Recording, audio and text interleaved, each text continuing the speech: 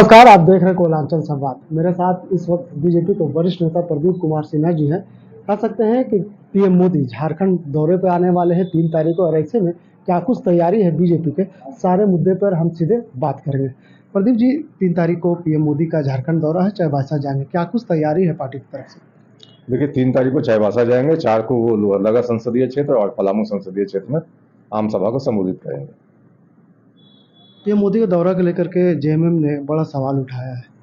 उन्होंने कहा कि अगर पीएम आते हैं तो सरना धर्म की बात की है उन्होंने, और जैसे तमाम मुद्दे आदिवासियों से जुड़े उन्होंने उठाया, और कह रहे कि पीएम मोदी को याद रखना चाहिए, क्योंकि बार बार वो झारखंड आते हैं और आदिवासियों को बार बार कहते हैं और भूल जाते हैं। देखिए, उनको याद रखना चाहिए कि प्रधानमंत्री ने 2013-16-17 में ही इस बात का उल्लेख किया कि जो झारखंड के 19 अति पिछड़े जिले हैं, वहाँ किस तरह से जिलों में विकास काम चलाया जाना है ताकि विकास हर तबके तक पहुंचे। तो निश्चित रूप से उनको इनका ज्ञान नहीं है। उसके अलावा अभी प्रधानमंत्री जनमन योजना की घोषणा की गई 15 नवंबर के दिन खूंटी के दिन।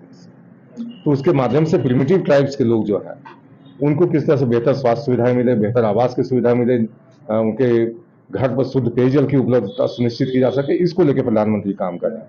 लोग लाख बोलते रहे, लेकिन उससे पहले कि आंकड़ा आपके समक्ष रखना चाहता हूँ कि पूरे देश में जो SC/ST की सीटें हैं उसमें से ज्यादातर हमारे पास है। लगभग 84 सीटें ST की रिजर्व सीटें हैं जो पूरे देश में लोकसभा चुनाव के अंतर्गत आते हैं, उसमें 57 सीटें हमारे पास हैं। उसके बावजूद भी अगर लोगों को लगता हो कि भारतीय जनता पार्टी आदिवासियों के बीच लोकप्रिय नहीं है, आदिवासी उनको वोट नहीं देते, आदिवासी के बीच पार्टी की स्वीकार्यता नहीं है, तो ये आंकड़े ही उनकी आंख खोलने के लिए काफी है। जेएमएम के नेता कह रहे हैं कि सरांडा जैसे इलाके में उन्होंने कोल एक्ट को खत्म करके वहाँ अडानी जैसे समूह को देने की बात कर रहे हैं, जिससे आदिवासियों को जो है अधिकार वो हनन करने की बात उन्होंने कहा। देखिए, उद्योगपतियों को लेकर रोना धोना इनका पुराना विषय है। पहले राहुल गांधी कहा करते थे कि देश के 2 उद्योगपति प्रधानमंत्री के मित्र हैं। अब उन्होंने कल से कहना शुरू किया कि 22 अरबपति इस देश को लूट रहे हैं। ये 2 से 22 कैसे हो गया? देश की जनता भी कंफ्यूज है कि राहुल गांधी को ये आंकड़े कहां से मिलते हैं। तो और जो लोग आरोप लगाते हैं हम पर कि सरना कोड को लेकर हमारा क्या पक्ष है, भारतीय जनता पार्टी का स्पष्ट मानना है एक लंबे समय से कि जो धर्मांतरित होकर आदिवासी से ईसाई बन गए उनको आदिवासियत का कोई लाभ नहीं मिलना चाहिए, क्योंकि धर्म के आधार पर आरक्षण इस देश में है नहीं। तो जब वो कन्वर्ट हो गए स्वेच्छा से, कोई उनके पास कोई कंपल्सन नहीं था, ना कोई मजबूरी थी, वो जब उधर चले गए तो आदिवासियों को जो लाभ मिल रहा है उसको उन्हें स्वतः छोड़ना चाहिए। तो झारखंड मुक्ति मोर्चा और कांग्रेस पार्टी इस पर कुछ नहीं कहना चाहती, क्योंकि तुष्टिकरण की नीति के तहत उनको क्रिश्चियंस का वोट लेना है।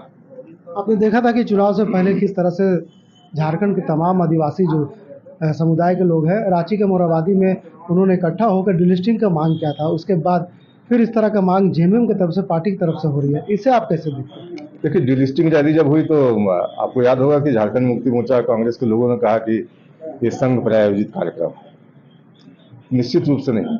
मैं समझता हूं कि आदिवासी समाज में वैसे प्रबुद्ध लोग अपने हक और अधिकार को लेकर जागरूक हैं। एक लंबे समय से जब उनके अधिकार छीने गए, उनकी नौकरियों पर कब्जे कर लिए गए, जो संविधान ने वो ताकत दी है उनको कि उनके बच्चों को वो लाभ मिलना चाहिए था, उस पर कहीं ना कहीं क्रिश्चियन धर्म के लोगों ने कब्जा कर लिया। उसको लेकर वो सड़क पर उतरे और अपना विरोध प्रकट किया। क्या लगता है कि उस कार्यक्रम में कड़िया मुंडा शामिल हुए थे, इसीलिए उन्होंने कहा कि यह प्रायोजित कार्यक्रम बीजेपी का? नहीं, कड़िया मुंडा तो अब सक्रिय राजनीति में दिखते भी नहीं है।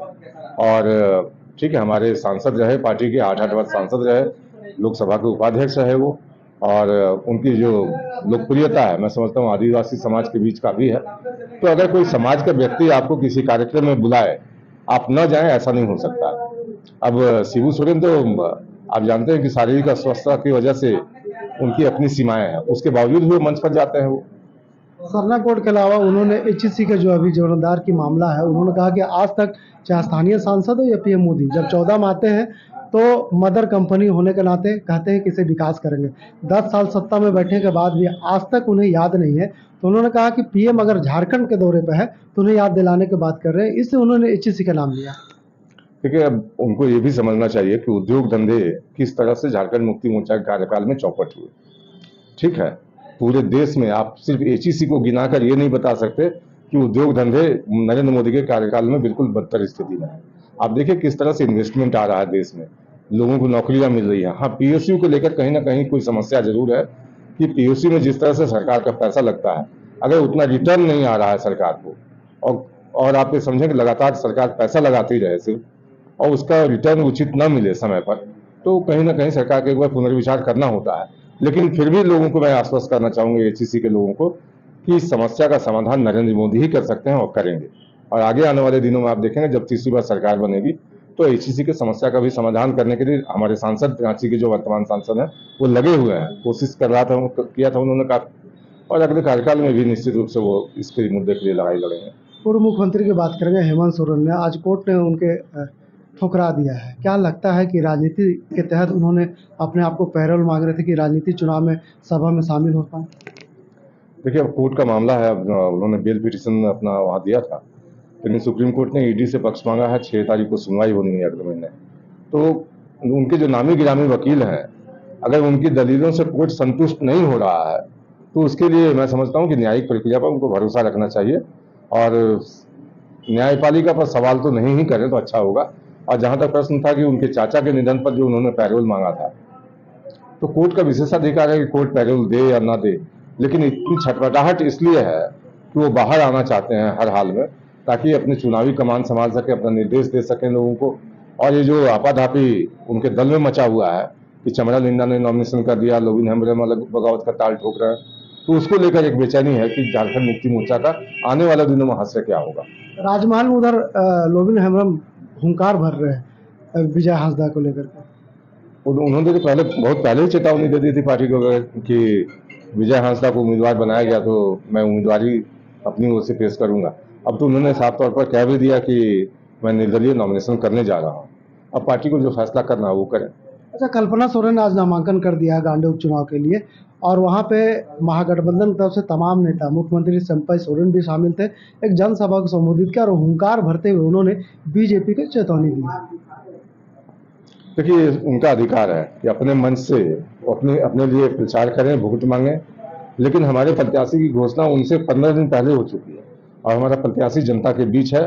मोदी जी के 10 सालों के कार्यकाल को लेकर जा रहा है जनता के बीच।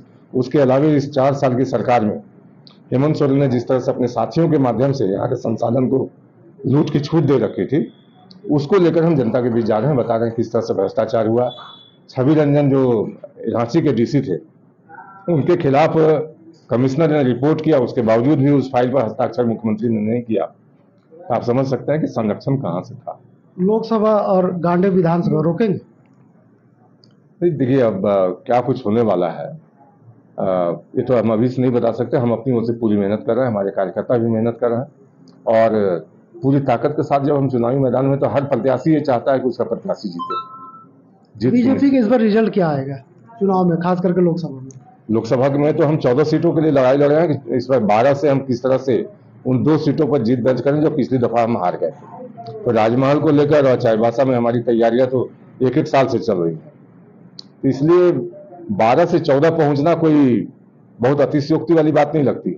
लेकिन जिन दलों के पास सिर्फ एक सीट है, 4 तारीख की गणना के पश्चात अगर वो शून्य पर हो जाए तो आश्चर्य मत कीजिएगा। कह सकते हैं कि लोकसभा का चुनाव ऐसे में देश के प्रधानमंत्री नरेंद्र मोदी का झारखंड दौरा है और झारखंड से सीधे 3 सभाएं वो करेंगे। निश्चित तौर पर कह सकते हैं कि आने वाले दिनों में जिस तरह से बीजेपी अपनी तैयारी के साथ चुनावी मैदान में है, इसका स्वरूप देखने को मिल सकता है। अपने सहयोगी रिजवान के साथ मैं नौशाद, कोयलांचल संवाद, रांची।